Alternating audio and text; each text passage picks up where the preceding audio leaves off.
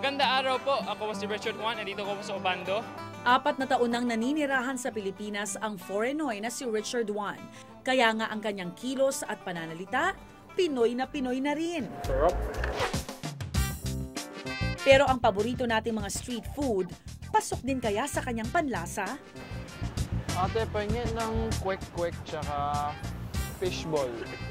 Gutom na ako.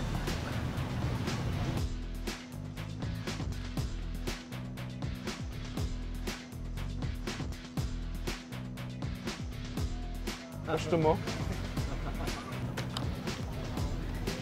After class, pag gutom na talaga, bago mag-uwi, daan na ako siguro dito, magbili ng street food para. Kasi biyahe, ang layo ng biyahe, papuntang uwi sa Paranaque pa. Eh, syempre, gutom after class. Matapos kumain ng fishball, kikiam at kwek-kwek, mukhang bitin pa yata itong si Richard. Kaya ang sunod naman niyang chichibugin, ang isa pang paborito nating mga Pilipino. Pero inaayawan naman ng mga kagaya niyang dayuhan. Ang boiled duck embryo o kung tawagin natin, balut. Ayun. For me, it was parang okay lang. Pero yung mga pag pinatry ko sa mga ibang foreign friends ko, parang lahat sila parang sabi na, yeah, kadiri, baby fetus yan, ano. I mean, pero pag isip mo, medyo scary, pero wala, sarap eh. I love balut. Pusong Pinoy kaya siguro eh. Kaya gusto ko ng balut. Matapos lantakan ni Richard ang iba't ibang street food, syempre dapat daw may dessert. Strawberry tsaka mangga na. Si Richard, para bang contestant sa Pinoy Henyo na humuhula sa kung anong tawag sa ice cream nating mga Pinoy. Alam ko to. Itong tawag shobe? Shobat? Shubo? Wait. Snowbet. Ay! Ano to ulit? Sorbetes yun. Sorbetes. Dahil ganap ng nasa showbiz si Richard Juan, sinimulan na rin niya ang pagpapaganda ng kanyang katawan. Dito sa isang gym sa Pasay, nagwo-workout si Richard isang beses kada linggo. Gusto kong pampalaki yung katawan kasi parang dati sobrang pet-pet na ako.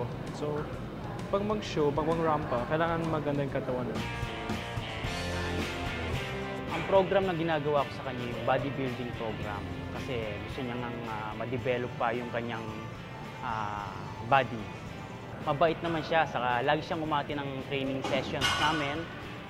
Masipag siya, tapos lahat ng pinagagawa ko, ginagawa niya. Daming fans ni Richard eh. Welcome back, buddy.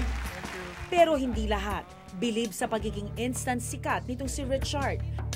At ang madalas nga raw na pinupuna ng kanyang mga basher ang nagkakanda pilipit niyang dila sa pagsasalita ng wikang Filipino.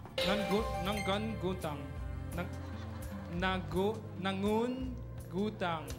First time ever that someone actually direct tweeted me, like tagged me and say, "Oh, you suck at hosting. Don't ever host again. I don't want to see your face on Ibulaga." Something like that. Yeah. So something along that line. Anong naramdaman mo? Parang nasaktan ako na parang, wow, all my effort, and there's someone who would actually make an effort to ano. Sinagot mo? No naman, in-ignore ko lang. Sa pagpunta niya ng Pilipinas, kinailangan ni Richard na makibagay sa bagong kultura at maging dayuhan sa bansa ng iba.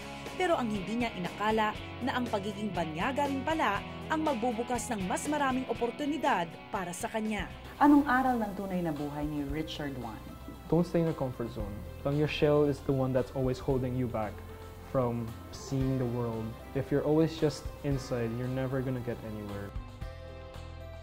Hanggang sa susunod na Martes, ako po si Rhea Santos. Bawat karanasan, may mga aral na tumatatak sa ating mga puso at isipan. Sama-sama ulit tayo makibahagi sa mga kwentong personal dito lang sa Tunay na Buhay.